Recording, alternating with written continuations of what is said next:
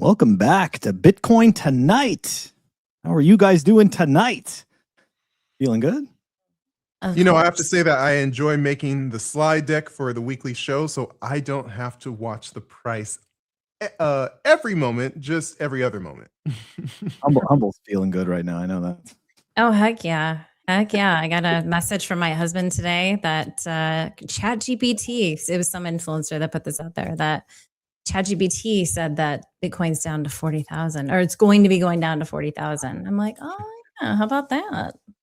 I was going to put it in our fun little bear thread, but I figured I'd lay off for a little bit. Chill out. Yeah. Wait, you're going to wait. It's not over yet. It's not over yet. There's still some hope. Yeah, welcome, everyone.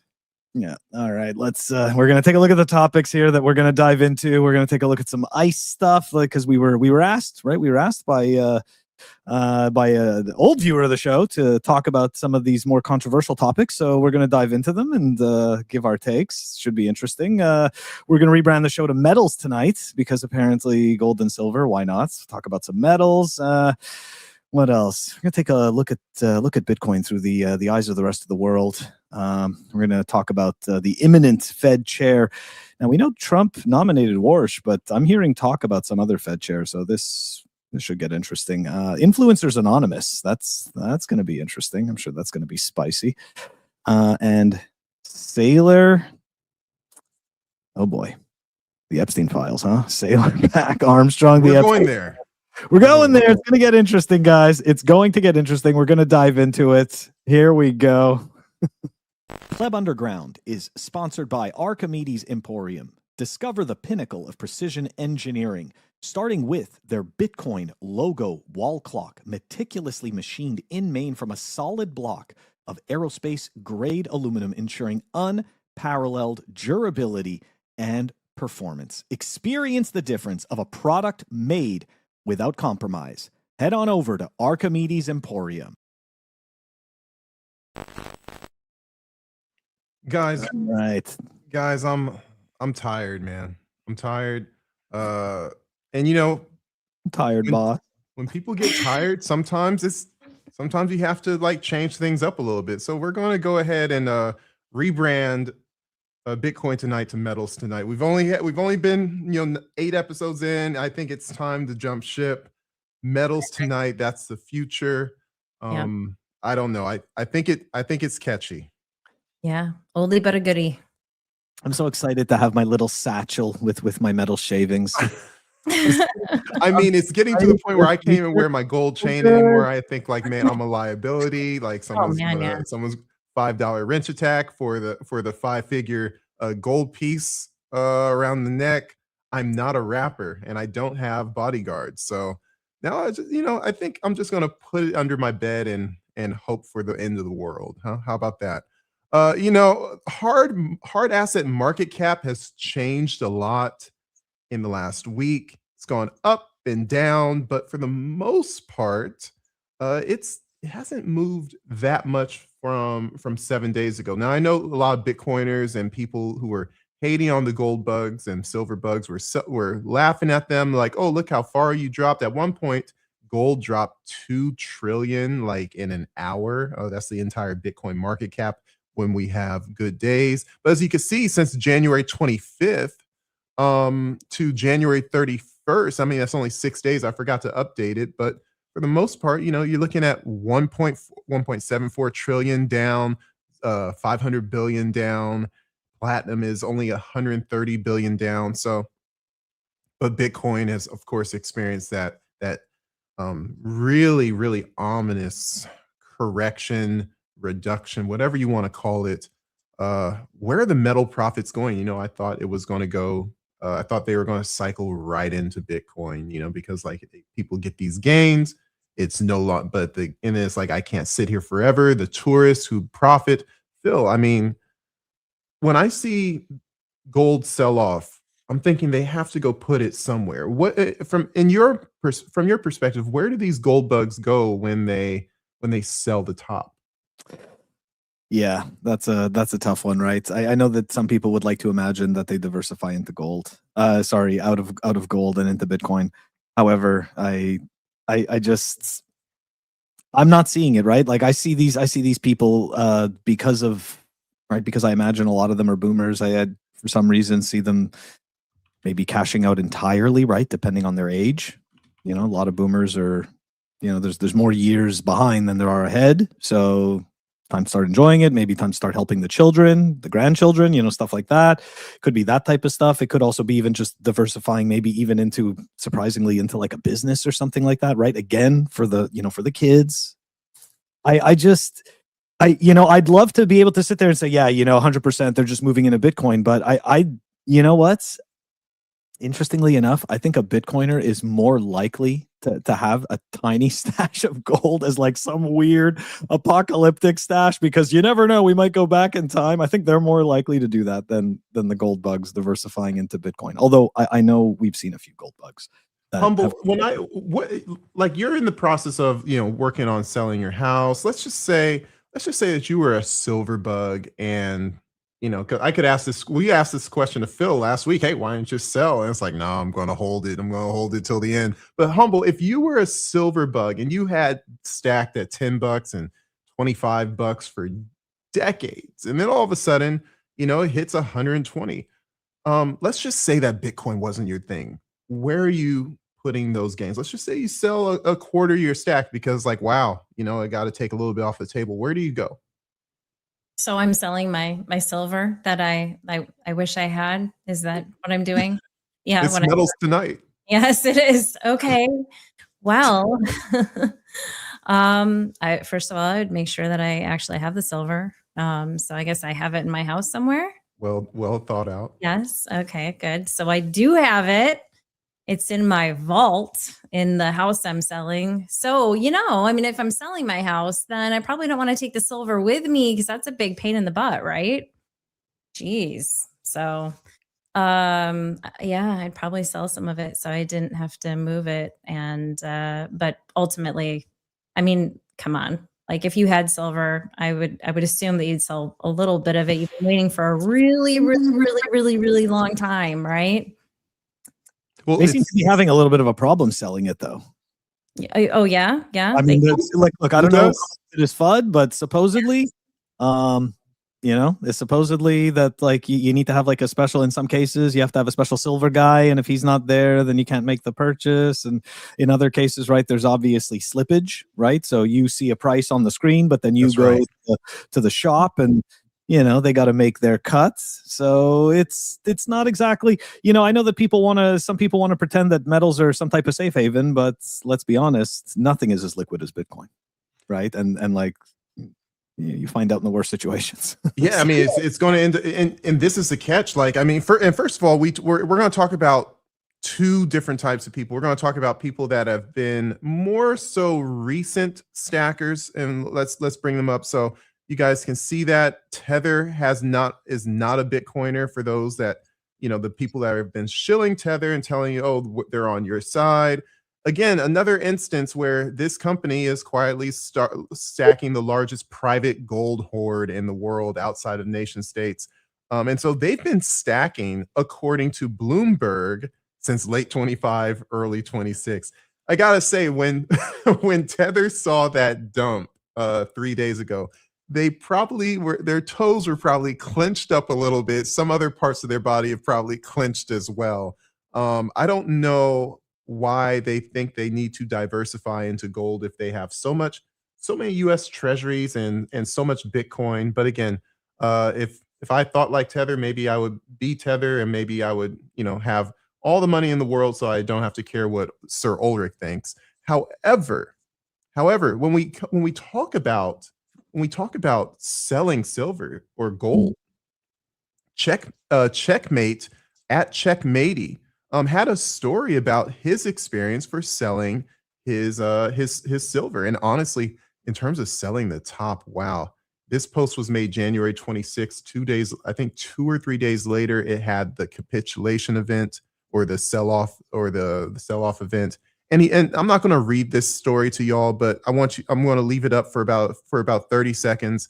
And it kind of talked about what Phil was jokingly alluding to, like what type of person do you have to go to in order to sell, in order to cash out, in order to make that asset liquid so you can actually buy things with it. I mean, he said in one point, I was one of 2 sellers. A lot of people were buying, and it's so funny. A long line. He's selling. Most people are buying, and sold 2% below spot price, so the spread wasn't so terrible. And it sounds like that's outside the norm. I'll tell you, my wife talked about buying gold maybe 3 years ago, and we're not talking just like gold chain, but like actual like little coins or something. And I showed her the website, one of the more popular websites and it's like, hey, look at the spread and look at the fees. In order for you to profit, you have to expect gold to go up 30%. And that just wasn't, back in 23, that just wasn't going to happen. And so she kind of said like, oh yeah, I think Bitcoin kind of looks good. You guys, I mean, look, I got my gold chain, my gold pendant, my Bitcoin gold pendant. I'm not selling that, although it's nice to see that it goes up in value. Is there any use case, Phil, for gold at all monetarily? Real talk. Like when it boils down to things, I mean, fiat replaced gold for a reason. Yeah. No, I mean, obviously I don't see it, like I just don't see that case because I know that we have something better. Right. So I understand its use case for jewelry. I understand its use case for certain electronics and stuff like that, medical devices, whatnot. Granted, right? Like there's no question there, but there's Bitcoin, and Bitcoin just solves all of the problems that even gold had. So I get that some people want to be able to touch something, they want to hold something. This is the one thing that you hear a lot from, older people that are not Bitcoiners, but you got to touch it. Yeah, it's like I don't know why that's necessarily so important. Humble, what do you think? What do you think about this? Like, is gold really money, or is it just kind of like a shiny thing that humanity just sees as precious and more so a collectible, like a basketball card or a car? Well, I think that it's something that's been around a lot longer than Bitcoin, and so people are more comfortable with it. If we brought Peter Schiff in here, what would he say? Well, you can melt it down into jewelry, and you can do this, and what do they make teeth out of it still too? I mean, yeah, there are different use cases for it. So I don't know. It's not something that I want to hold on to. I don't want to store it in my house, first of all, and I don't trust that if I've got it somewhere else that it's actually there. So those are the 2 things for me that are kind of important. And with Bitcoin, I know I've got it if I have it on a signing device. So, and you just kind of take it with you. I just, people, I just feel like it's a massive, I don't want to say a psyop, but almost like some sort of like brainwashing where it's like, why do people like fiat replaced gold because it's better monetary technology. Like we became a more globalized world. We can't ship gold back and forth across the Atlantic or across the Pacific.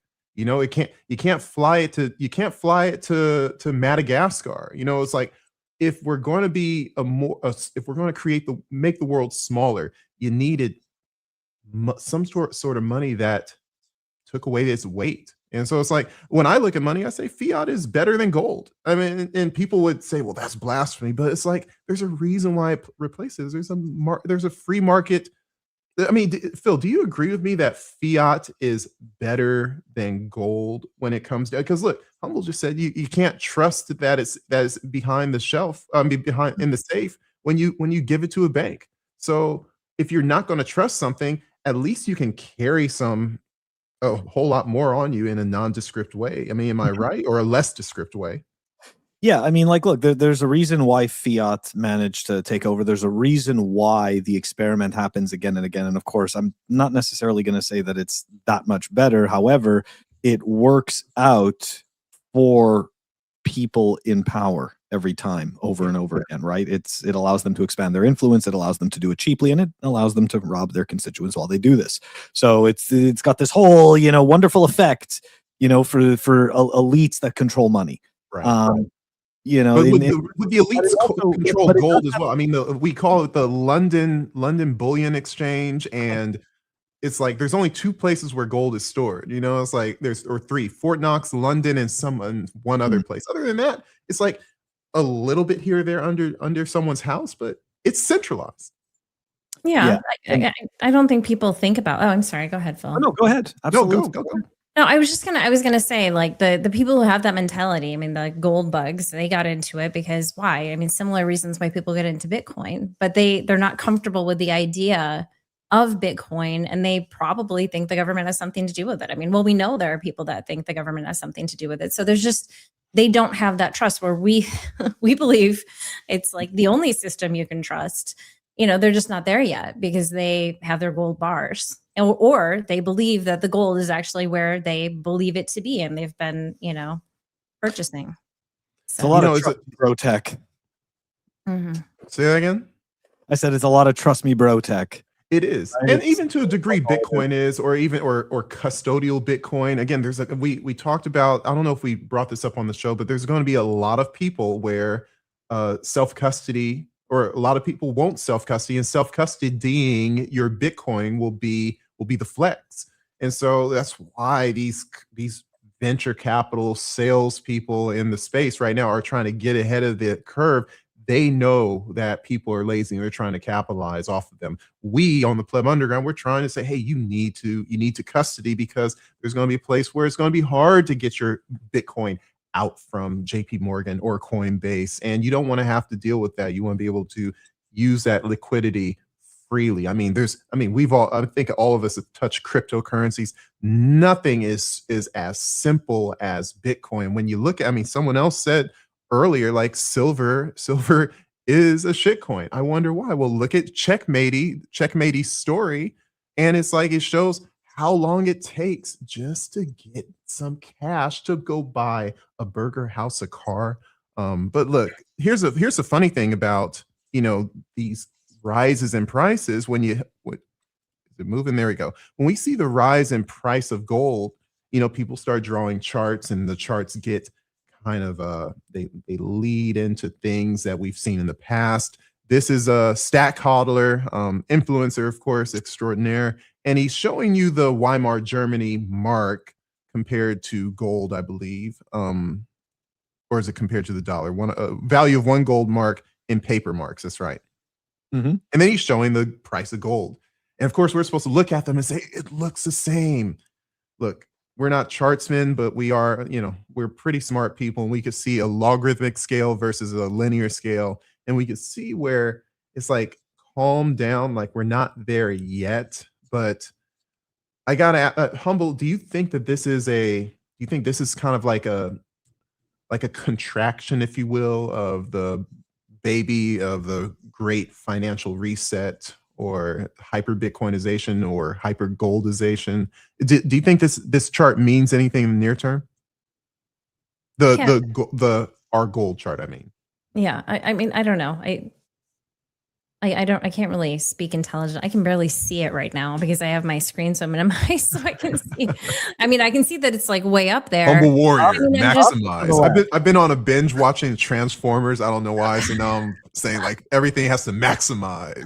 Beast Wars, holler at me. Anyways, continue. No, I mean, I see that just going up like that, and I'm like, oh, looks like the boomers' houses also are doing that. I mean, it's just like everything's working out really well for them right now. That's all I've got to say. It's just how convenient and wonderful for them. So yeah. So, Phil, what are your thoughts on that chart?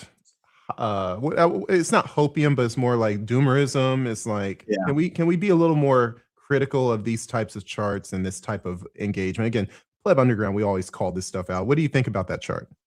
So I think it's, look, obviously we're not going to pretend that history didn't happen, right? Like that is what happened, right? Like everybody understands what happened in Weimar Germany and how it blew up. And essentially, obviously that's accurate. However, that's doomslop. Right? Like we're not there yet. I know that like it's so look, when you spend like a lot of time in a specific echo chamber, it really starts to all seem like it's real. But then you go outside, right? you leave the screen, or you put your phone down and you go outside, and and like your annoying neighbor's fixing his flashing lights, you know, and then the other Did you neighbor catch the game yesterday? Yeah. gardening, and then like the other one's sitting there doing some crappy project that's making your street look like garbage. Like none of what's happening in your phone is happening out there, right? So it's like, it's not to say that like the dollar isn't, you know, falling apart and the money isn't breaking. Absolutely, all those things are happening. It's totally happening, but it's not like we're not flicking a switch, and that's oftentimes the impression that we're given, right? Where it's, you have this feeling of like this impending doom, like, man, if I don't do this now, this switch turns and it's over, right? Like there's no time, and I got to tell you, those people that have been telling you there's no time, they've been on that beat for like a long time, right? And I'm not saying that they're wrong, right? It's like, eventually, sure, they'll be right, you know?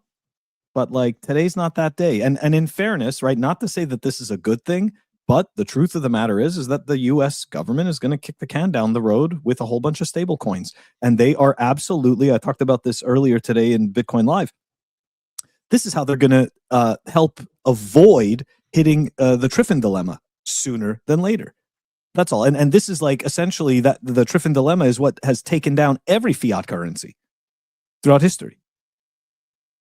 Explain the Triffin dilemma, because that's when even escaping my yeah, mindset. so I'm going to do a terrible job at it because I don't remember the exact definition, but essentially it's when a country's money becomes a global reserve. Essentially what happens is that they essentially have to support the entire global economy, and they end up having no choice but to essentially print more money than they actually produce.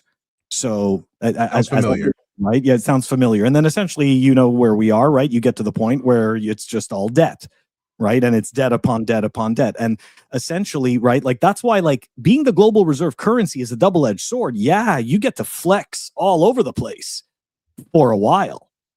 But if you don't put in those austerity measures when they're needed, which we haven't done, okay, in the US, the 2008 crisis, that was our moment. That was our moment to do the austerity measure, to hold people accountable. If we did the right thing in 2008, it might be a very different, better picture today. But unfortunately, we can't say. We can't really say what would happen. So, Right.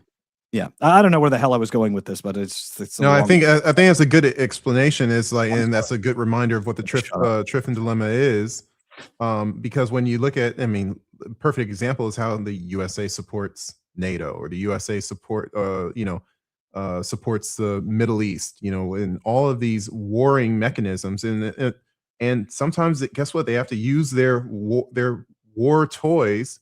It's like, hey, if we don't use this stuff, it's going to go obsolete. You know, what's the shelf life of a tank? What's the shelf life of a rifle? What's the shelf life of a drone? And so it's like, as they're building these things to justify money printing, at some point it's either use or lose. And so what that kind of enables this warring culture that we have gotten into ever since, you know, central banks kind of came along in the early 1900s.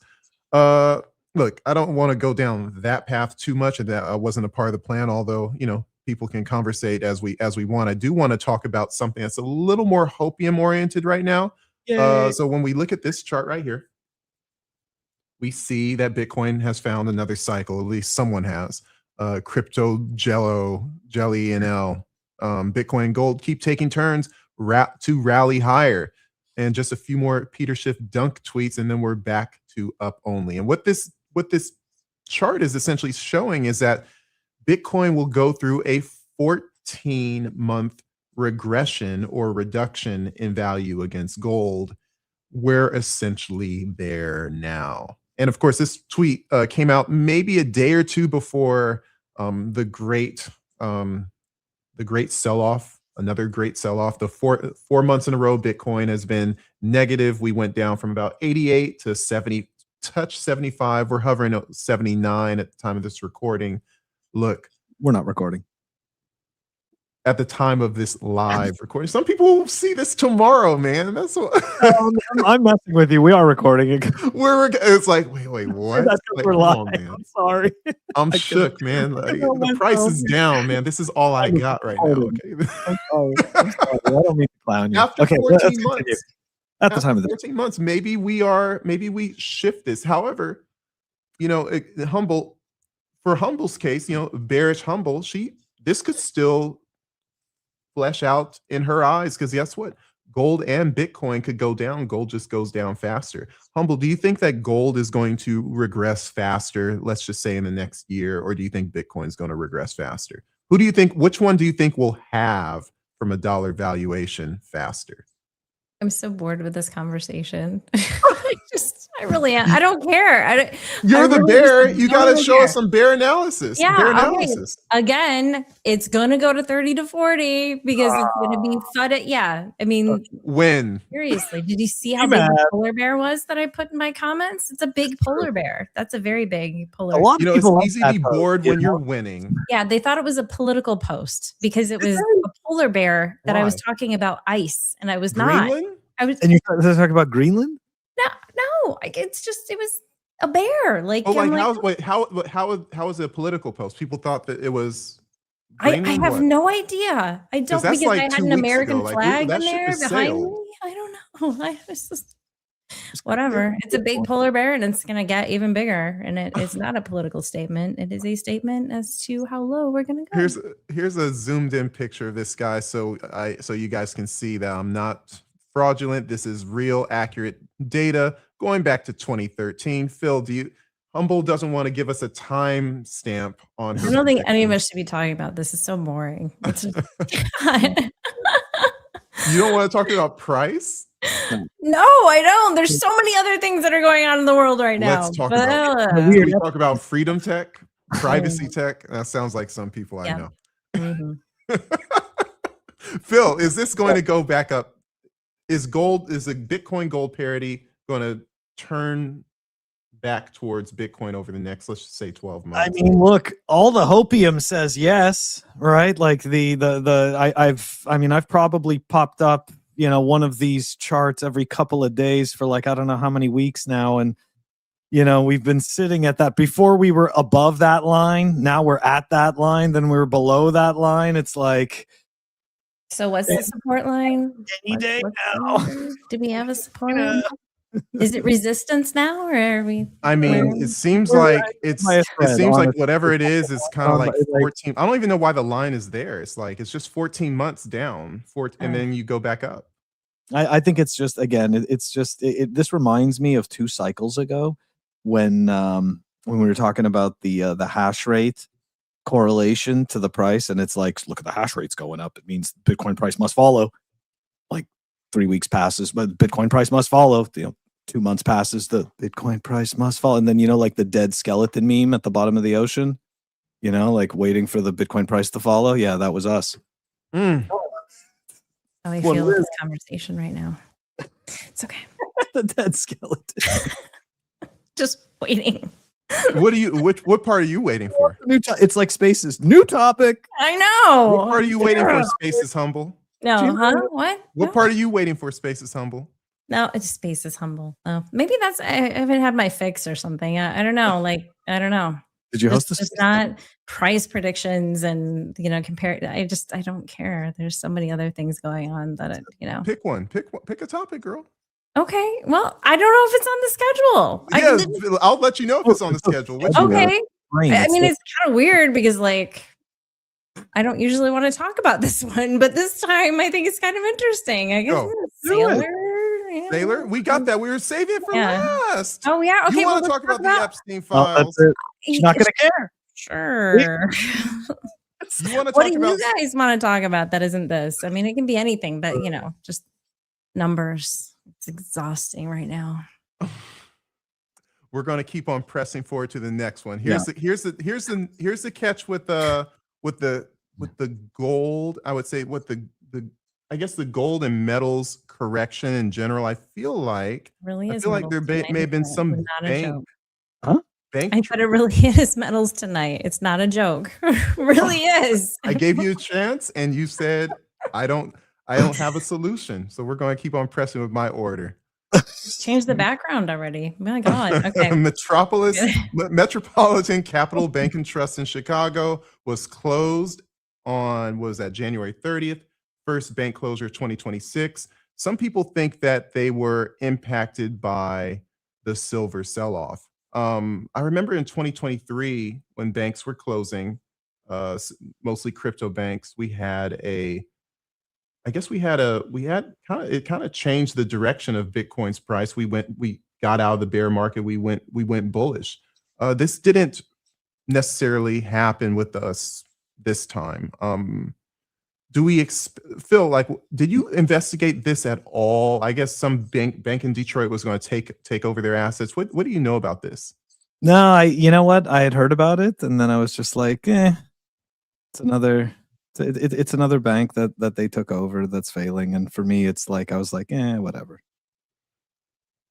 I don't know why. I just didn't, like, I was like, it's just kind of expected. It's the first one of the year. It's the first one of the year. Yeah, exactly. Like, it's when was the last bank that you guys heard that? I haven't heard about a bank failing. It's not even that long ago. Like, what, 3 months ago, 4 months ago? November, maybe? There was definitely, hold on. When was the...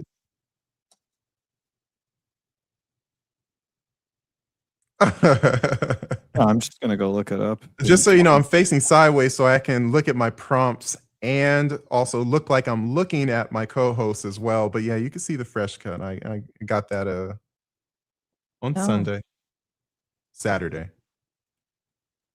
Nice. Thank you for the compliment, J-Dub.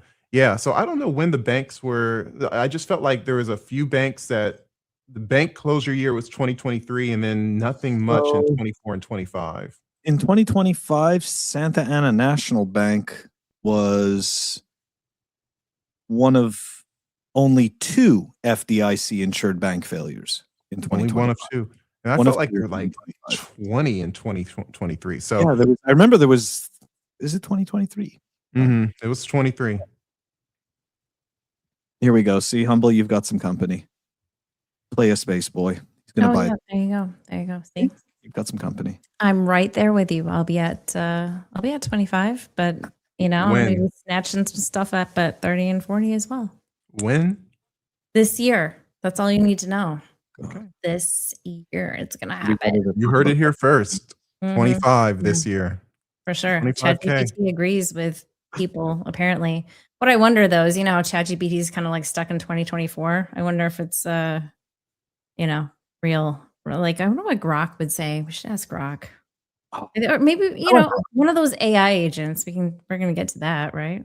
We're not talking about AI agents today. But in terms of the bearish sentiment, I mean, I think Humble's been reading this type of stuff. Bitcoin fund shed 700 million as crypto outlook dims. Bitcoin looks brittle without US spot demand. Crypto's digital gold myth exposed as traders pivot to metals. Bitcoin starts week on shaky ground as uncertainty lingers.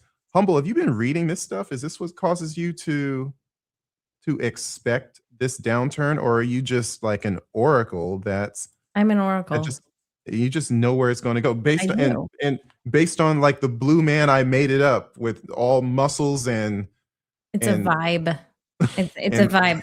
I'm one with the I'm not vibe coding. What would it be like? Vibe it's not even vibe trading. It's like I'm just one with the earth. Like, I understand what's going on. What's that?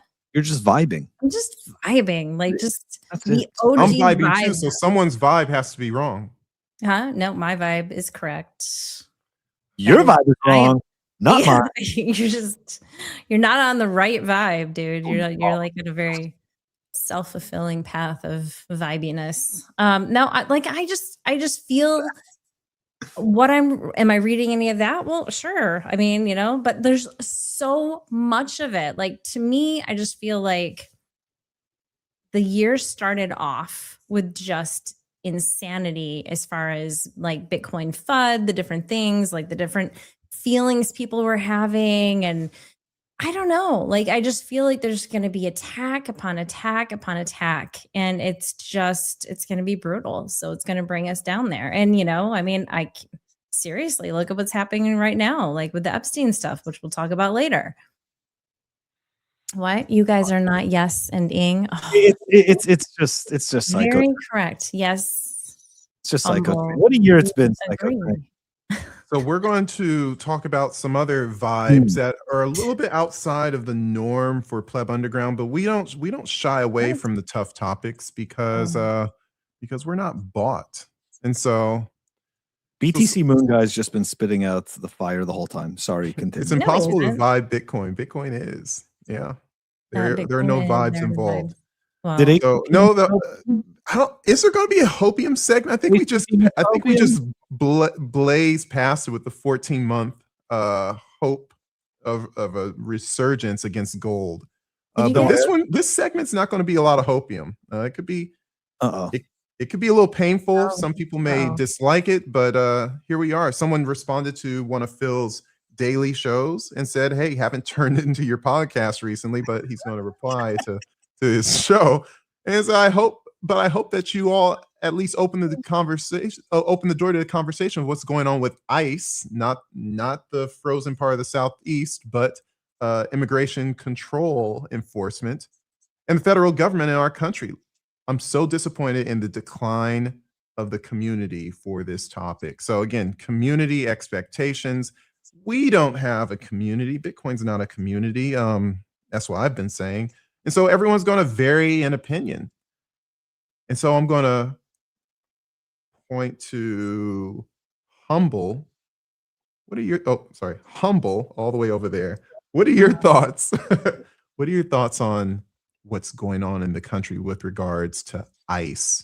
And do you need to tie back to Bitcoin fixes this, or is it always going to happen? Like, give me your breakdown of that. Let's just get into a conversation. You started off. Yeah. Well, I mean, there's a lot of levels to this conversation, and it's obviously a very heated conversation out there. I think that we can stay level-headed here. I have a big problem with people coming into my country and taking my benefits and being completely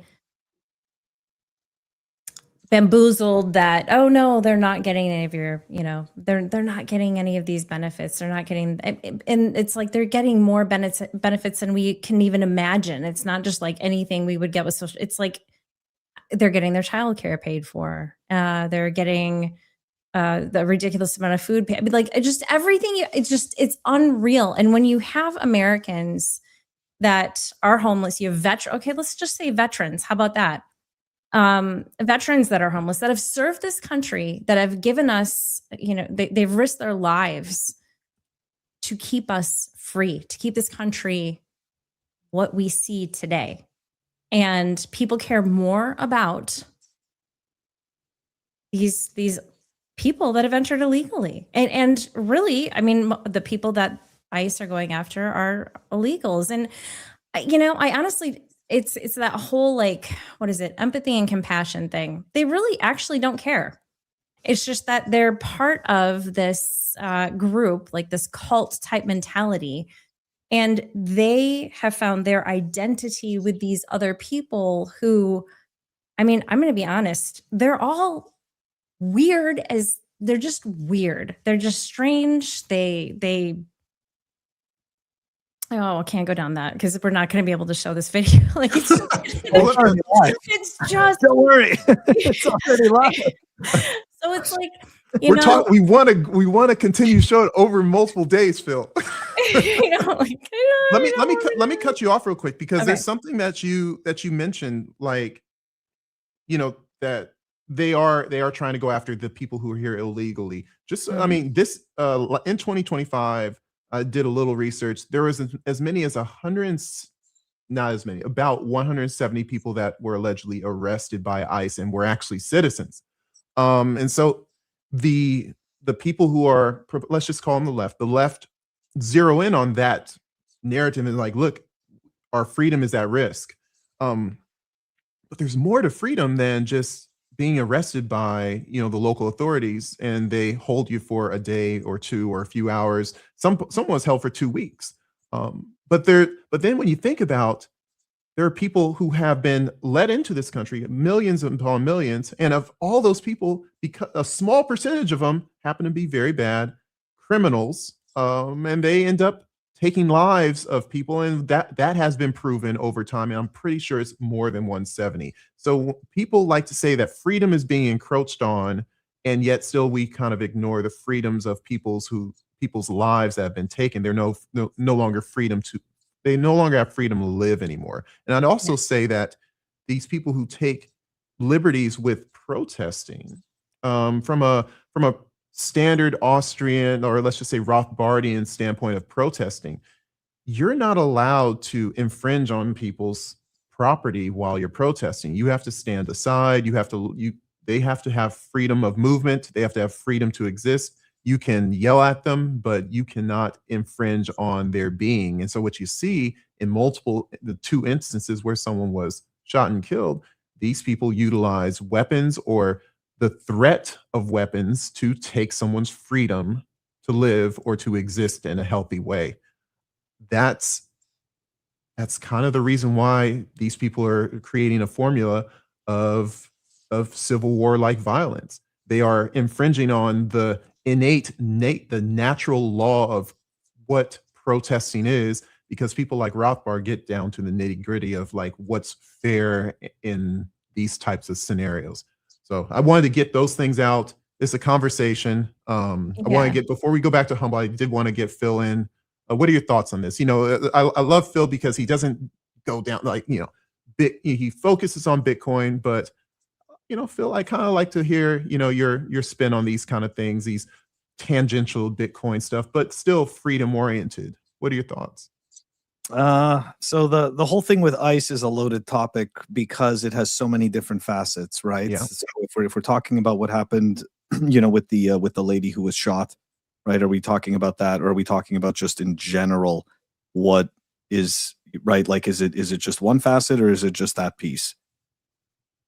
Well, I mean, that's what's tough, is there are these multiple levels of this. So Yeah. I think if we stay away from that for now, but just the idea of ICE coming in and doing what they're doing to remove the illegals, because that's something that everyone can talk about. Do you agree with that? It really is whatever part you want to talk about it. Yeah, well, we can talk about the other stuff. It's just that since we're all on the same page to start off, right? Okay.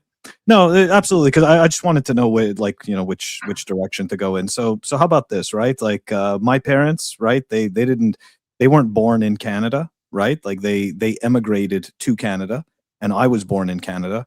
And the way it was framed to me was that, like, your parents, they brought you here for opportunity, and you're going to integrate with this society, right? So my parents obviously came to that country, like quote unquote legally, with all the paperwork and all that good stuff. And for me, when I got older and I moved to the States, I have that same mentality, right? Like it's the same thing. There's certain rules that I have to follow to be able to enter this country and to become a quote unquote, productive, taxpayer in this giant, in this other prison than my other prison. And it's like, do I fulfill this stuff? And it's like, yeah, the answer is yes. I went through and I made sure that I was able to fulfill all of those things. And for me, like when I went and took that oath and I became American, right? Like for me, I've joined this country. So how could I say this? Like I take on its customs to the best of my capability. Like I understand what this country's beliefs are, what its aims are. And the way I see it is that it's like, I should be grateful. That's the way I felt even in Canada when I was a kid. It's the same thing. I know it's corny and whatever, but that's just how I felt. And for me, it's like that's what you're supposed to do. You go to another country and you don't go and impose your slop on them. You go and you integrate, right? You become part of that quote unquote community, which I hate using that word. But if more people did that, maybe we wouldn't be in such a shitty situation, right? If more people realize that type of stuff. So I don't know. That's my stance. It's probably pretty Gen X and old. I'm sorry, like that's the way I was raised. Like my parents were like, "Hey, you're here. The customs are like this, so that's what you do." And when you think about it from a smaller standpoint, Yeah. like let's just say we get into this Bitcoin citadel world, and it alludes to, you let's just say there's this facility in the Midwest, right? And it's like, science fiction. You walk in there, it's like, hey, I want to be a part of this community. These Bitcoiners, like, oh, everyone, the miners are all over the place and they're just living and thriving. And it's like, okay, yeah, you can come in, but what do you bring to the table? So maybe it's hyper capitalistic. Maybe there's some sort of rules that you abide by. Otherwise, what do? They kick you out. They hold you in that corner. It's like, hey, we can let you hang out, but you can't use all the services because you're not bringing certain things to the table. So it's very interesting how, the land of opportunity, if we think it's a hard money world and value is constant, then who is paying for that opportunity? And I think Humble alluded to that earlier. It's like there are a lot of people that think that if we were a little more cautious about who comes into the country and when they can come into the country, maybe that tax burden wouldn't be so hard. Or guess what? Maybe the tax burden, maybe they have to find something else to pay, to have a reason to spend money, to print money. And maybe it's a little more obvious that, hey, we're spending money no matter what we do. Humble, what do you think? And you wanted to say something. Yeah, I did. I just see a comment in there about my country cringe, right? And I just want to say, no, it's not. Because guess what? If you want to enter this country, which is my country, and it happens to be anyone else who is a citizen of the United States, it is your country as well. You get to call it your country when you become a citizen here. If you are not a citizen, it is not your country. It is my country, and it is everyone else who's a citizen. So it's not cringe to say that. And I think it's unfortunate that you feel that way, but it is what it is.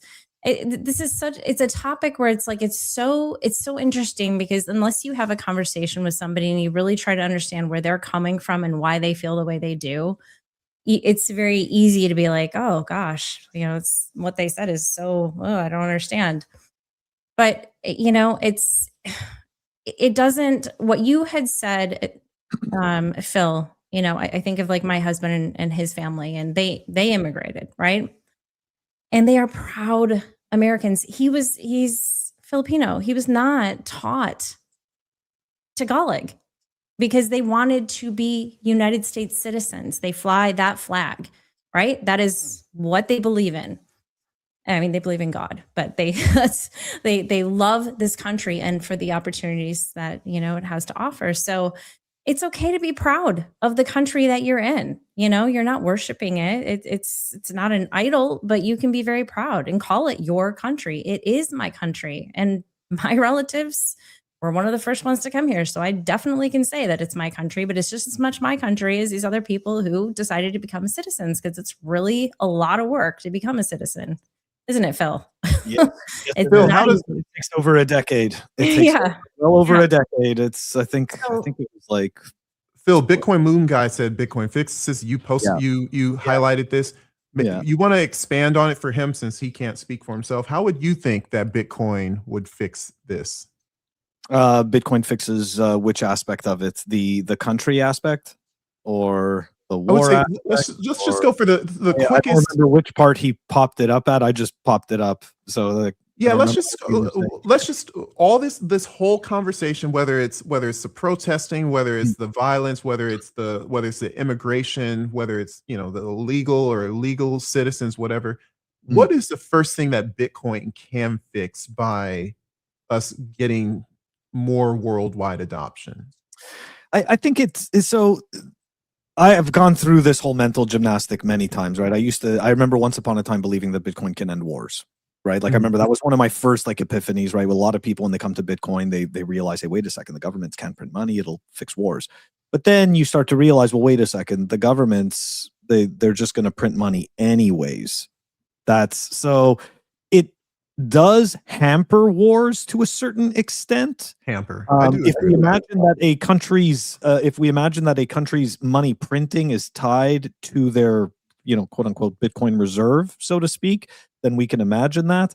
But I don't think it actually stops wars. But I think just in general, it puts everybody on a level playing field, and that's how I think it does fix this. For me, the whole thing, right, is and you see it in your life. Well, not everybody, but I saw it in my life. Like, you can see where, like, each person should have an opportunity to be able to store and save their value across time.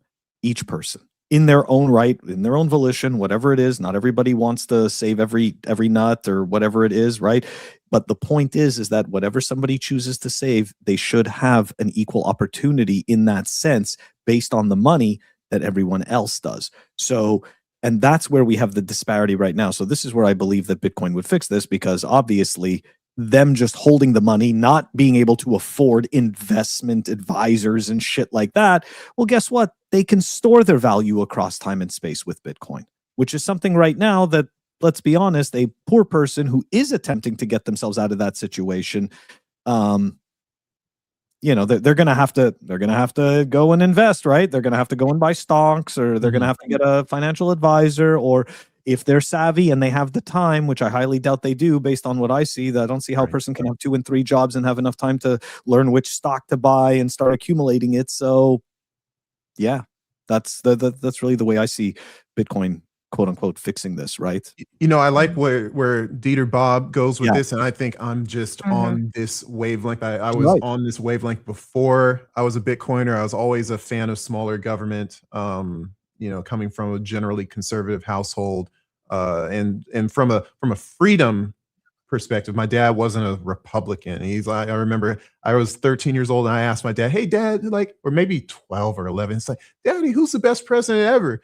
And this was like, the 90s, and he said, "They're all bad." And it's like, it's shocking. What? They're all bad? And it's like, and then he was like, if there's anyone who was a good president, it was JFK. And it's like, JFK, like, he was way back when. And then my mom is more conservative from the traditional sense, and she is like getting into a conversation with them, like, "What are you talking about? Like Ronald Reagan?" And it's like, but like going back, it's like, my dad appreciates, the counter culture that Donald Trump is, or the counter culture that JFK was. And I feel like these types of people that look for ways. Look, Donald Trump tried to do Doge, whether it was the right thing or not, whether it was worked out to his fullest potential or not. There was an inkling. He understood his base, and his base wanted to reduce the size of government. Reducing the size of government means you increase the amount of innovation, increase the amount of capitalism, and therefore increase the amount of freedom to operate in the economy without this entity that can't go broke, can't make a mistake, because if they make a mistake, they just paper over it. It increases those people's real incentives acting, which brings more truth to the world. So when you talk about Bitcoin fixes this, Bitcoin is capitalistic by nature. I just feel like we do lead, like Dieter Bob said, to smaller governments where these types of things, they couldn't support these massive immigration efforts if they wanted to. Which is why a lot of small governments, smaller countries, they don't take in everyone. Japan doesn't take in everyone. Israel doesn't take in everyone. So neither does Canada. Neither does Canada. Yeah, people don't realize it's actually more difficult to immigrate to Canada than it is to the US. So, like, crazy. And they're supposed to be more liberal than us. There's way more opportunity. I mean, I can tell you from my own experience, there's way more opportunity here in the US than there is in Canada. So yeah, now there is. Especially if you're English, well, depending. If you're in the rest of Canada, it's fine. But if you're in Quebec and you're English, it's not so good. So I did. Go ahead. Okay. I want to close this on Humble, and whatever you're saying, then answer this question. Do you think that this is a quick fix for me? Or are we going to go on to the next? Is this just a distraction from a bit, to keep us away from the money printing or the Epstein files, or is the Epstein files a distraction from immigration? Where is this whole dynamic with the ICE stuff going to go? Let's just say at the end of 26, when Bitcoin is $40,000. I don't know. I don't want to talk about that. I don't. I just because I know this is something that I think when 23 Skidoo had asked that question, a lot of the questions that were out there that you were seeing a lot of libertarian Bitcoiners. For the most part, I think there's a lot of, most Bitcoiners have that fundamental kind of ideal, right? But it's almost like they're upset about the ICE situation because they don't believe there should be something like ICE going on and happening. But it's like, we don't freedom to move anywhere. We don't have a libertarian government right now. We don't, like the libertarian in a dynamic of, what would you say? A dynamic of like unicorns and rainbows, right? Where like everything is just kind of like everything just works itself out. But the problem is when this million people go here and they ain't got nothing, someone's paying for it, and it's you, and it's you, and it's me, and that's not libertarian because I am encroached on. My liberty to use my money is somehow taken away from me because like the government says we need more of it to support these people because they're for the betterment of society, not my society. And I think that's the big catch. Are you barking at the same tree as me, Humble? Yeah, I mean, we're just not living in a libertarian government right now. And so to say that Bitcoiners who are going along with government taking care of the problem, well, they're the ones who made it a problem. And so now it's time to fix that problem because they created the problem.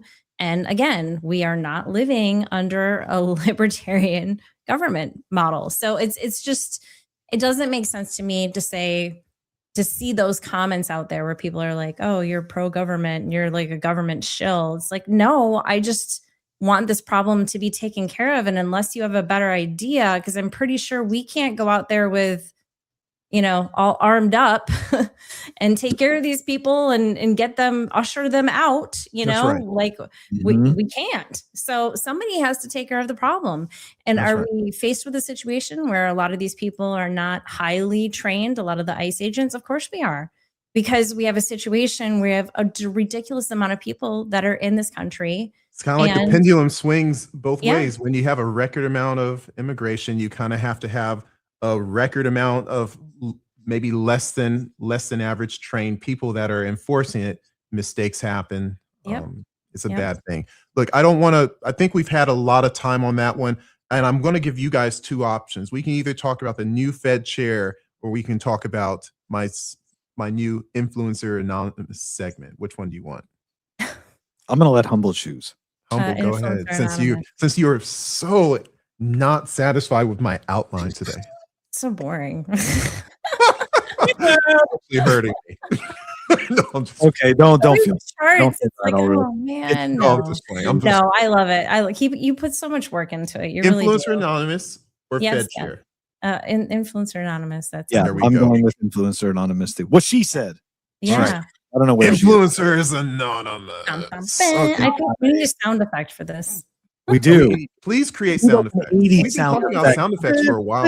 It's about time we have something like that. I just don't know what sounds cool, because what sounds cool to me is dumb to everyone else. So go figure. So this section, we're going to talk about one that's kind of like a T-ball thing. It's very similar to Jason Lowery last week. Look, I don't know what's in the water, but everyone feels they need to come back to Bitcoin Twitter to save the plebs, to save the Bitcoin community. And Yay. Odell XYZ, good morning.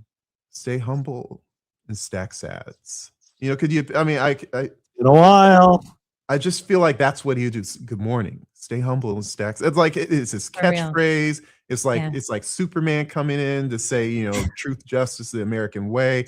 Everything's going to be good. As far as I know, as soon as he came, Bitcoin tanked. That was an indicator that make me say, I don't really like you, like the guy who talked to Luke Skywalker in the Mos Eisley cantina. And it's like you just watch yourself. I have the death mark in 12 systems. Like, get the hell out of here. I don't need Jason Lowery or Odell to come back and then all kinds of people are simping on, retweeting. It's, oh my gosh, we're so happy you're here. Please tell us what to do. It's like, it's just dumb.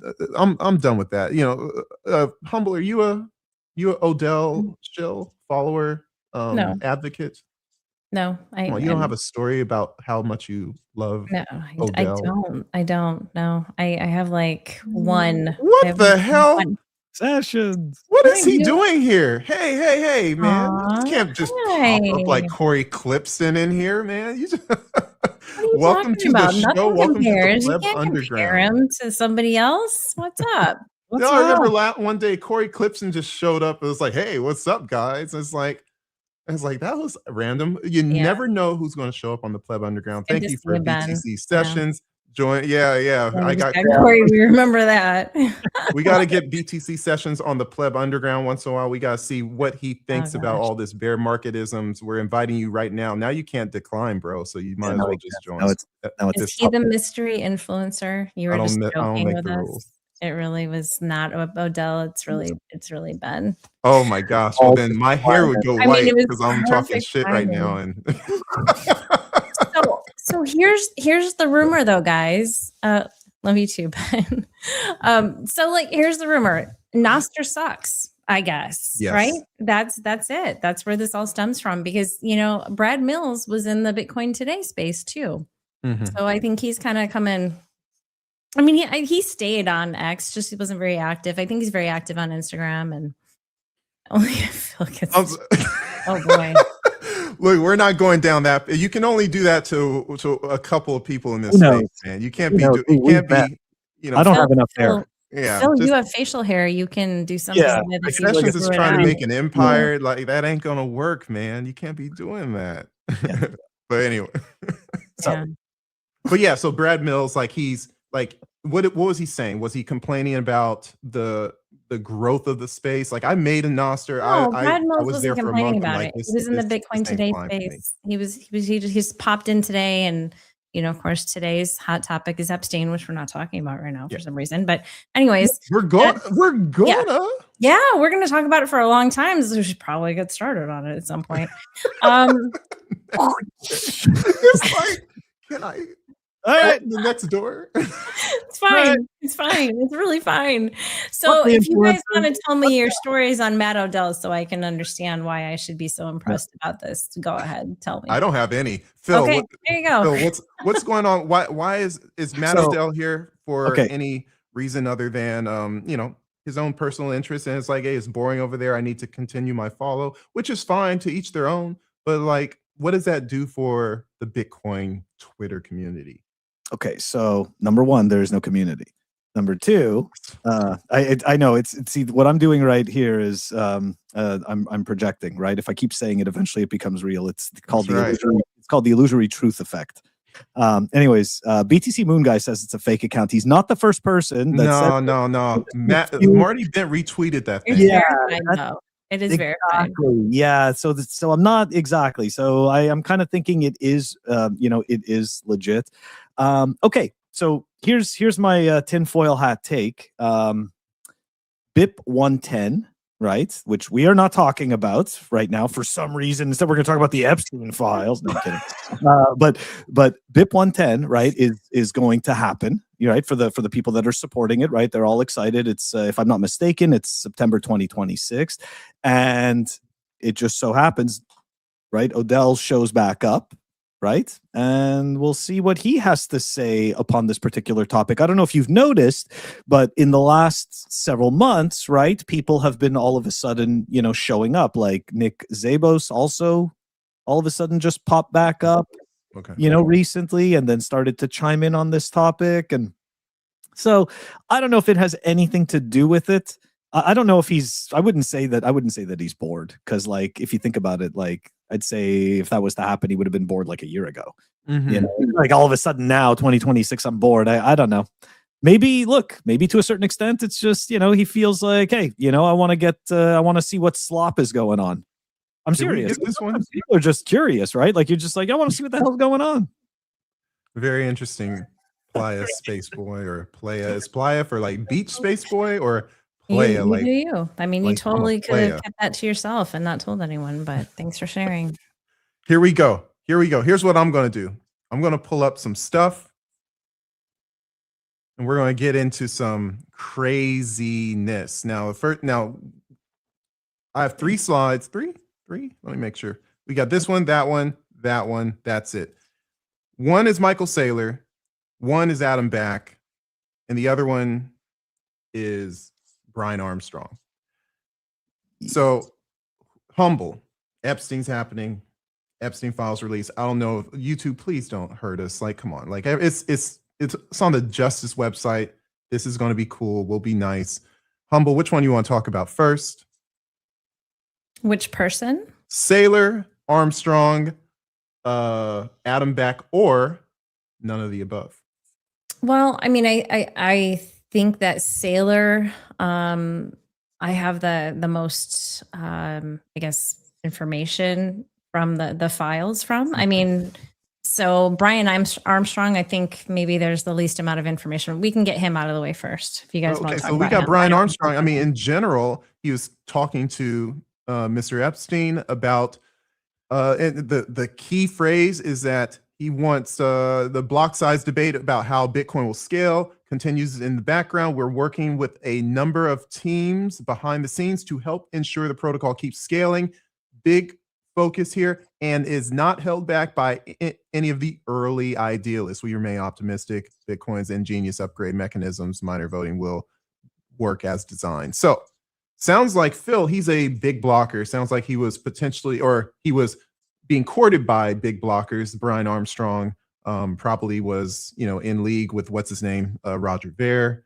Have you done any research with regards to this part of the Epstein files? Is this even really in the Epstein files? I'll tell you, and I'm not the type of person to dive into the Epstein stuff. I know bad people are out there, but there's so much fake news about these files. You can't tell which one's real and which one's not. And I'm just going to outsource my information to my brother Phil here, and he's going to, and Humble, and they're going to let me know what's real and what's not. Phil.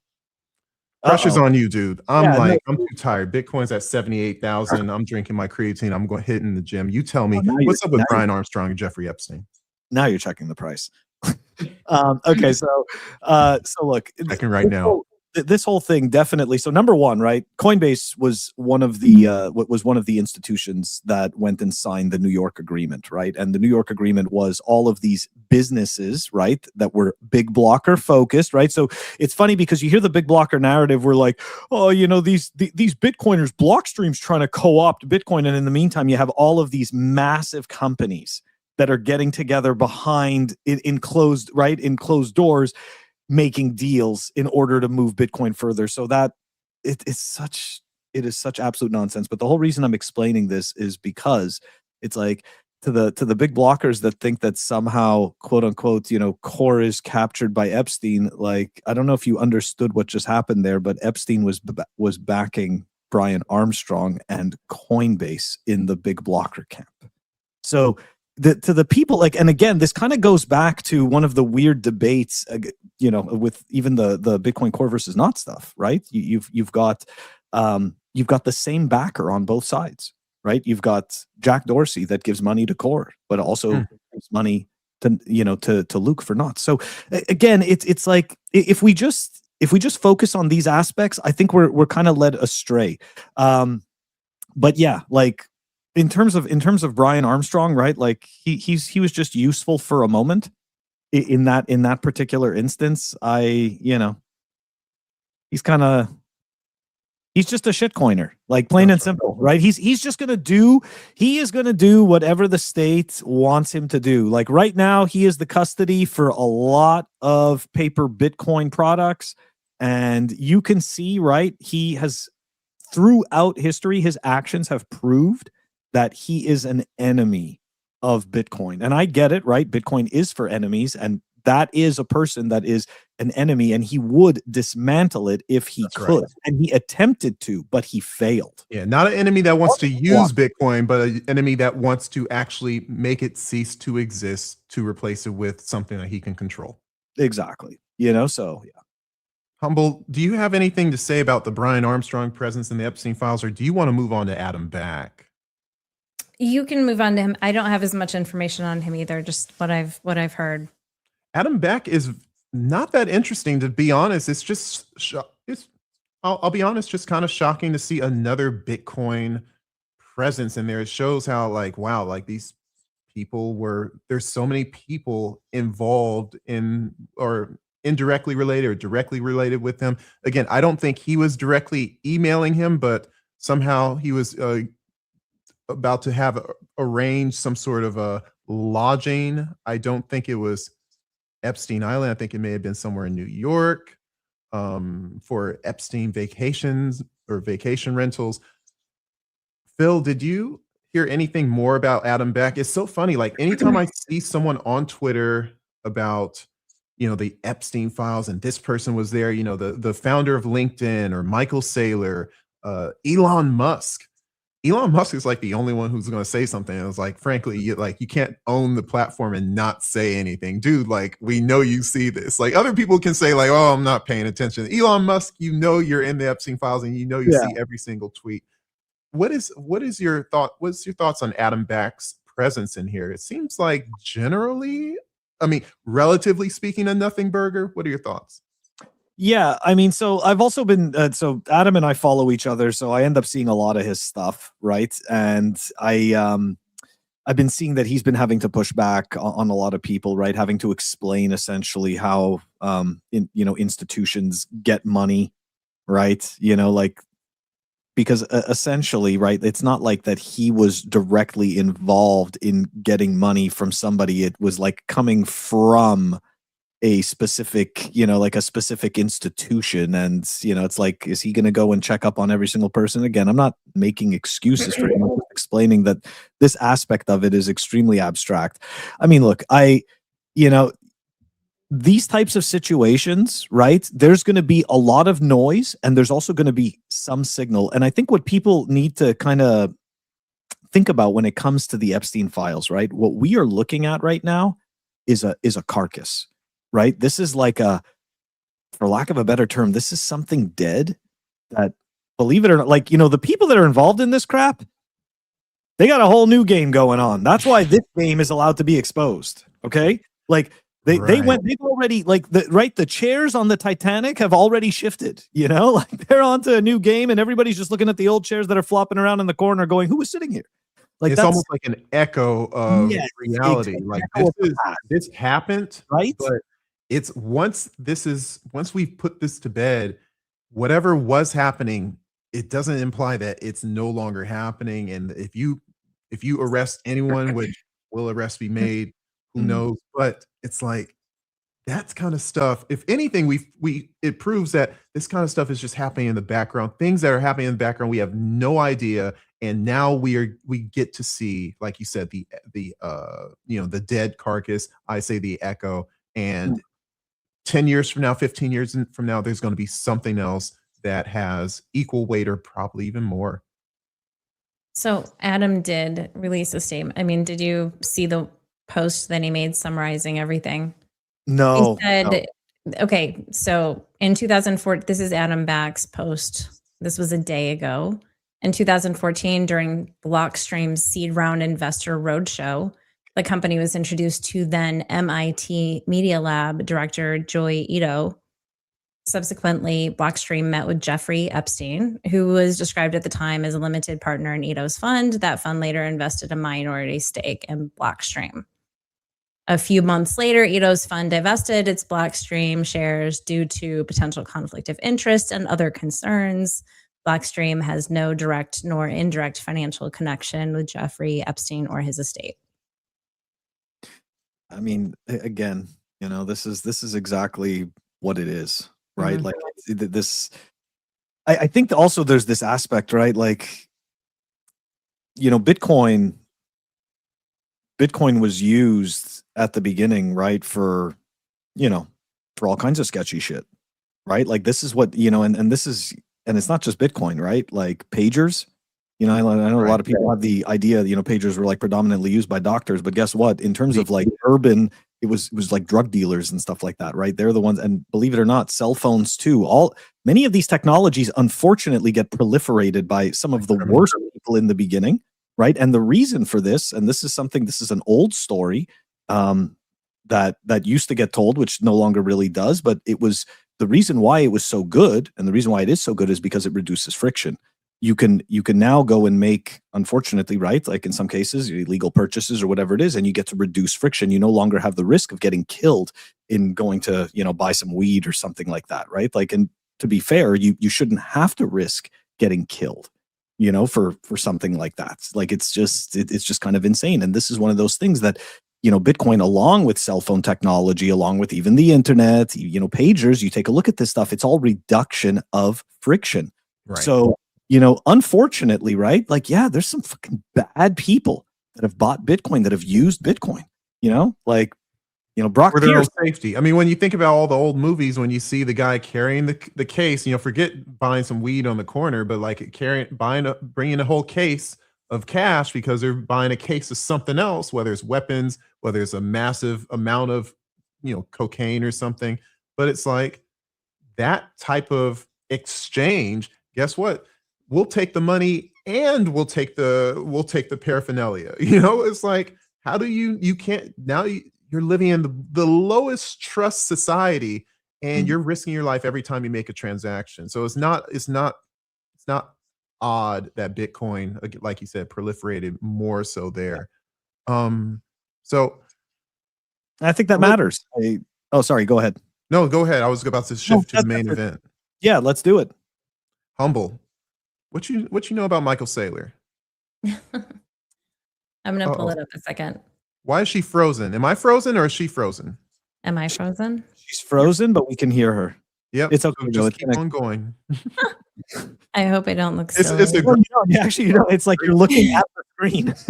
Yeah. I love it. That's great. No, you're looking off into nowhere. No. Right. What about Saylor and Epstein, Humble? What do you got? I mean, he was a freak. I mean, and not that time, but he was too odd for essentially the insider Epstein circle. From just to summarize, like, what else do you know? Okay, I'm gonna see if I. Yeah, she'll be back. She's gone. Yeah, that's all I know, really. I mean, he looks like he was trying to. Yeah, like, I mean, he's trying to. Yeah, I mean, she definitely looked like just like this is our partner, Humble. Trust us, bro. No, we really have girls that like to talk about Bitcoin. Yeah, right. No, it's like Saylor was trying to be like, he brought some pretty girl to a date, and he was throwing money around, and he was telling people, look, I got a yacht. And I guess Epstein's assistant is like, this guy is a weirdo. Like, we can't bring him around anyone. He's almost like Buzz Killington from Family Guy. It's like, he just doesn't fit. So it's like, and then people were wearing, like, of course, Saylor worshippers were using that. It's like, look at Saylor, like, he's too good for the Epstein, like, he's too autistic. And it's like, it's you don't really, Elon Musk had a similar engagement. It's like Elon Musk was looking for the parties, and it's like, hey, Epstein, I want to to let loose some steam. It's kind of weird. And of course, you don't know what's real and what's not. I wasn't looking at these at the justice site. I was looking at these on Twitter. But it's like, it seems like Epstein really was the center of ultra wealthy, lifestyle and socializing. So every single person that had a nine-figure bank account seemed to be, or nine-figure net worth seemed to be in touch with him. Maybe even 50 million plus. You probably had some sort of interaction. Anyways, Humble, welcome back. Thanks. What do you know about Saylor and Epstein? If my husband's watching, this is why I need a new computer. Thank you. Mm-hmm. Help her out. Let's go. Help us out.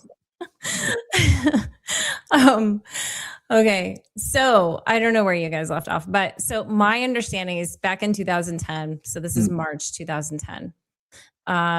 This is where it kind of all began, and they're talking about, this is a lady named Peggy Siegel, and she's emailing Epstein and going into that whole, okay, there's this dude, Michael Saylor, he's got a 160-foot Fed ship. And I'm like, what even is that? Like, I was like, it's not capital FED, so it's not like a Fed ship, right?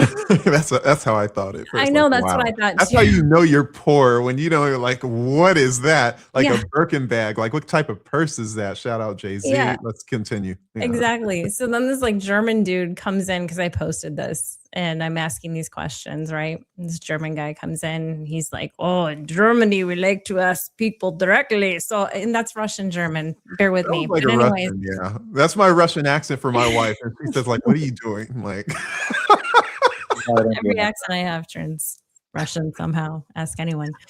So it does. So they're talking about this. He's got this really big boat, and then and I think a lot of people haven't seen this one, but they're like, okay, regarding Michael, I don't know him that well. What I know is he's a typical computer guy who's trying to break out into social acceptance. Think he's been taking it the wrong way or making the wrong moves. look at my boat. Look at my hot date. Yeah. I know numbers. Whoa. Exactly. So then I'm so old. I have to increase the size of the font here. Okay. Good Lord. Okay. So here we are. Guy. Oh my gosh. It doesn't even make that bigger. It just makes that's terrible. You know what it did? It made the side channel. Okay. This is so stupid. Oh my gosh. We are I made it worse. experiencing technological differences. Well, while Yeah. Humble's dealing, like getting No, her. I'm good. Don't start talking because you'll never stop. Okay, so attracting mostly the wrong crowd. The summary is basically they're saying he's like he's kind of awkward. Like the other email that said the same thing, right? But they're saying you should maybe meet with him. If he pays you enough, it could be a good client for you. Hope this helps. So it's like, okay, great. Well, that's interesting. What does that mean? Why do you And of want course, to? he hasn't commented. No, Phil, you have Yeah. any additional I'm not done. like insight to what Humble kind of reviewed? I'm not done with that though. Oh, Okay. oh, So I'm sorry. there's more where that comes from. Oh, my bad. No, so that's like He's ready. one, right? So then there was another one where going back to, let's see, they're talking about that ship again. Then they're talking about he's 45, he's never been married, he's gonna donate like $25,000 to this party. And then this was that was March 2010, but then 2014 there's still this like ongoing relationship, which is interesting. So there's something in here that says a blacked out name. You can't see, it's redacted, but it was an email that was sent to Jeffrey Epstein, and they're saying, I don't know exactly, my friend invited me to this thing. This is December 2010. I'll be staying with a guy called Michael Saylor. Should be fun. It's cold in New York City and real estate is dead for the next week. Who's staying with Michael Saylor? I don't know because the name was redacted, but it's Redacted. somebody who's emailing Jeffrey Epstein saying, this is what I'm doing. Okay. So the next one is the one that's from 2014. And this is where it was kind of interesting. And I had to do a little bit of research because I'm like, okay, well, so he's awkward. There's really. And I want to, before you go on, I want to key in on this one. The comment here, I forget, who is this? This is I know It's Psycho Train. Psycho, that's right. Yeah, Psycho. It's like Train Johnson. That's not his real name. Yeah, Psycho. So Psycho says like all Epstein people think Bitcoiners are giant nerds. The funny thing is, Saylor wasn't even a Bitcoiner at this time. So, but maybe he has the the archetype, the persona. We've seen those personality charts with like what type of personality are you? And Humble's gone again. New computer. Obviously, it's a tough time, bear market. She's going to be buying Bitcoin. Maybe she should be buying a new computer instead. Phil, what are your thoughts on this? You haven't had much to say about the Saylor presence in the Epstein case. What are your thoughts? Yeah. So I put out a post earlier today saying that the people that are cheering, right? Like it's not really that big of a win. Like and of course that butt hurts people. Of course, yeah. And not realizing that like you got to understand, he wanted in the club whatever that club is. Okay, like it doesn't mean that like very similar to Elon Musk, by the way. Elon was like almost identical to that. Yeah, and again, right? Like it's not that they necessarily want in because of that other shit that's going on, whatever the hell that is. They want, maybe he wants into the bigger club, right? Like the club of billionaires, right? Like it's not, so something that it's like something that you end up learning, right? Like even as a child growing up, right? Even when you have friends, right? It's the same type of thing, right? Like there's like a big group of friends, and then there's like a smaller niche of friends. The holy of holies. I mean, that's a Exactly. concept of like the old temple from the Old Testament. I mean, there's a holy of holies where the high priest gets to actually have communion directly with God, like the most intimate connection. And then you have the holies, and then you have the outside part of the temple as well. Studying Bible, but it's very similar. And it's like everyone wants to try to get into that circle through politics, through socializing, through sometimes backstabbing. And it's kind of, it's kind of bad. Yeah, it is. Yeah. So, go ahead, Humble. Yeah. Continue your story. Hey, What? sorry. I was just, my husband's up here. I'm like, what are you doing? Like, We are live. You want to buy a computer? You have to lock yourself in the room. Like, Sell him a computer. I have such a sensitive mic; it picks everything up. So you hear this like creaking stairs. We can't hear. No, that's good. So in 2014, what happened there was just another email. It was to Jeffrey Epstein. This lady says, Kathy and Wayne just called. They are full steam ahead on tech that might interest you. I know you don't like Mike Saylor. They have a smart CTO. Heads up, Kathy might call you. So then like the response to that was, we'll meet with, or I'll meet with him. It's fine. So, again, he doesn't, but now he's calling him Mike. It's not Michael, it's Mike Saylor. So what would that company be? And that's where I had to do a little bit of research. So there was this company that, well, it's not a company, it's MicroStrategy, but then there was this project. I'm assuming this is what it was.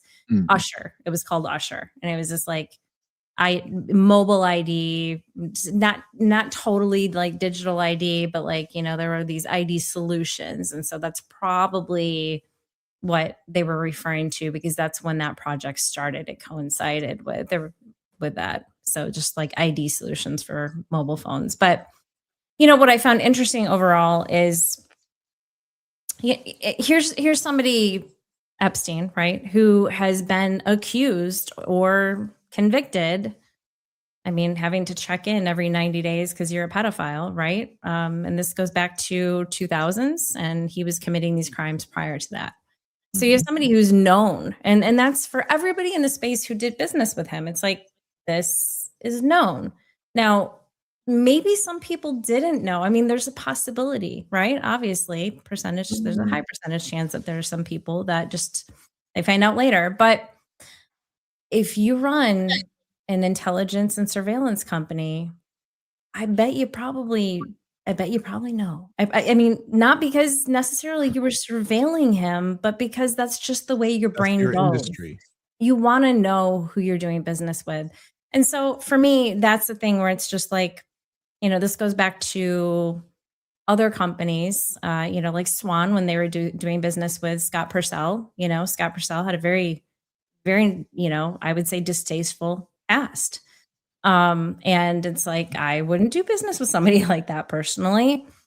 So I don't know. It's sad to see people that are doing business with people who have done some really bad things. Like, I just don't want somebody like that in my circle. It doesn't matter where I'm at in my life, and especially when you are already in a position, because it sounded like in some of these emails, Michael Saylor was in a position where he was doing quite well. He had a yacht. He was throwing money at parties and different people. And so, well, hi, buddy. Okay. Well, it's one thing I've noticed is that they called him Mike Saylor. I don't know if I'm in the billionaires club, and if you got to a certain level, I think that there's just a point where you call people whatever you want because you're made of money. So I found that kind of funny, that email exchange. I think one moral of the story is that, and we saw this with the Bitcoin stuff with Adam Back, the funding, where it's coming from, is that, money is dirty all the way through. When you have these money laundering services or the institutions that are going to say, we're going to check all this money, we're going to make sure it's clean, and if it's clean, it's black Bitcoin or it's marked Bitcoin. And it's like, you can't get away from the bad things in this world that are happening through monetary exchange. And the same thing happens on the dollar or the euro or the yen. It's just that, guess what? The people that run those systems, they really don't care what bad is happening on those networks as long as you're using their network.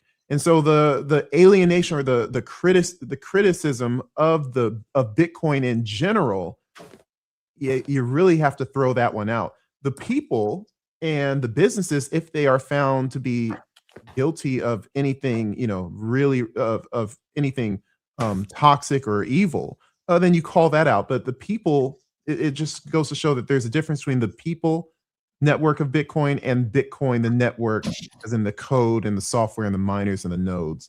Phil, I mean, what you have any other input of kind of making that difference with regards to all this information that we're hearing? Everything I've heard, it doesn't change the foundations of what Bitcoin is.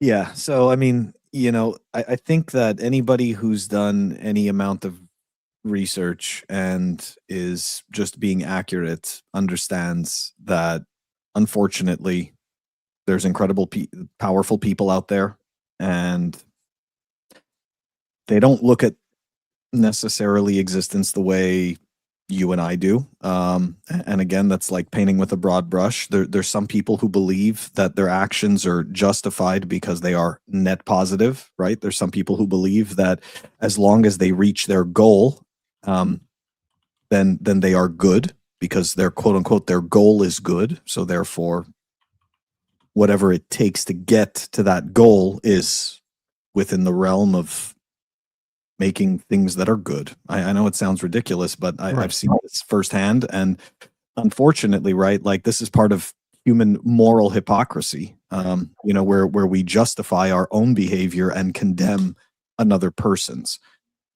So, I mean, look, unfortunately, the world is mostly run by very unscrupulous individuals. And you just, sadly, right, it's not I've said this 1,000 times, and to me, it makes sense. It's not the noblest of people who desire power, who desire control over others, and who desire to govern other people. Sorry, it's not that's not the right person. But however, that is the person that does, for the most part, end up in those positions because they desire those things, right? So unfortunately, those people aren't going away, right? Like those people aren't going anywhere. And, we're kind of at one of those places where, okay, well, if that person isn't going anywhere, right? Like how susceptible is Bitcoin to whatever this person's actions was? And the reality is it's a giant nothing burger. Like I've seen some ridiculous posts about a backdoor into Bitcoin. Like this is nonsense. Each individual runs their own node. Like it doesn't make it doesn't make a difference. You are not forced to run code that you don't want to run or anything like that. You don't have to partake in the Bitcoin network. You don't even have to run a node if you don't want to, right? But then you're trusting somebody else's node. And again, we can go down that whole rabbit hole, but we're not. It's the reality is that this is the world that we live in. So either you radically accept the world that we live in, or you live in a fucking fantasy and you attempt to shoehorn this world into your fantasy, which isn't real. So I'd rather just go with what's real. Humble, I want to give you the final thought on this Jeffrey Epstein stuff, and then kind of answer this question for me as well with your final thought. Do you think that with 3 million pieces of documentation that have been released, and all of these people for years talking about release of files on both sides of the aisle from a United States political standpoint, did we get what we wanted, we collectively? Man, maybe you can speak for yourself, and then just give an overall final statement on these summaries of Bitcoin people and Epstein. So as far as getting what we wanted,